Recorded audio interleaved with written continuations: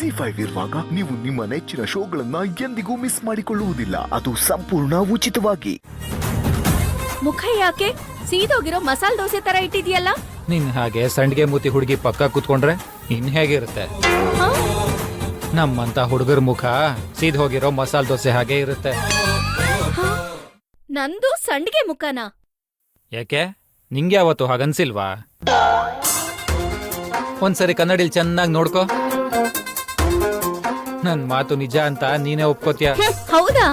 ಆ ತರದ್ ಸಂಡಿಗೆ ಮುಖದೊಳ್ನೆ ನಿನ್ ಕಾರಲ್ಲಿ ಇಷ್ಟು ಭದ್ರವಾಗಿ ಕರ್ಕೊಂಡ್ ಹೋಗ್ತಾ ಇರೋದ್ ನೀನು. ಅದಕ್ಕೆ ನನ್ನ ರಿಕ್ವೆಸ್ಟ್ ಮಾಡಿ ಕೇಳಿದ್ದಕ್ಕೆ ನಿನ್ನ ರಾಣಿ ಹಾಗೆ ಕರ್ಕೊಂಡ್ ಹೋಗ್ಬೇಕಾಗಿದೆ.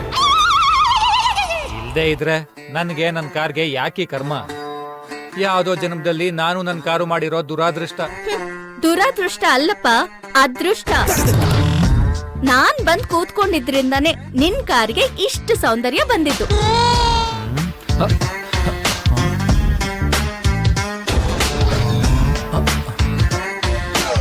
ಹಲೋ, ಏನು ಕಳ್ಕೊಂಡ್ ಹಾಗೆ ಹುಡುಕ್ತಾ ಇದೆಯಲ್ಲ?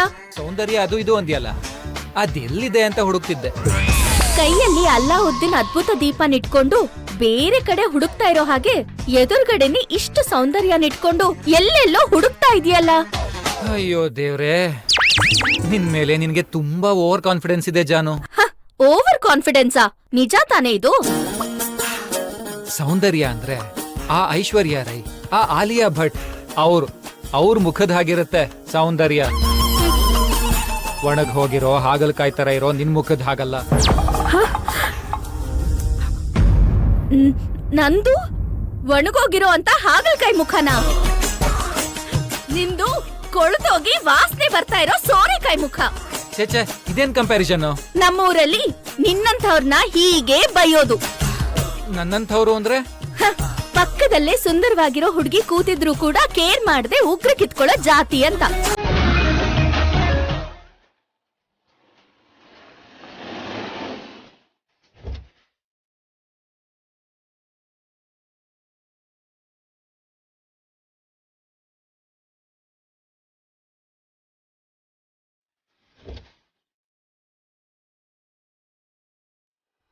ಏನಾಯ್ತು?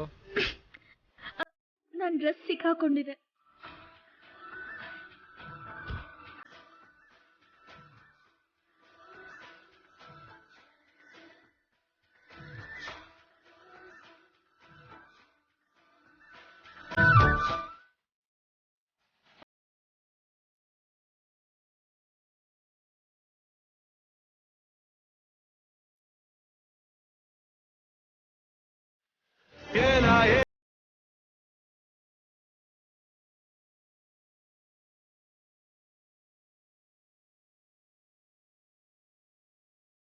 ಜಿ5 ಆಪ್ ಡೌನ್ಲೋಡ್ ಮಾಡಿ ಎಲ್ಲಾ ಸಂಚಿಕೆಗಳನ್ನು ಸಂಪೂರ್ಣ ಉಚಿತವಾಗಿ ನೋಡಿ.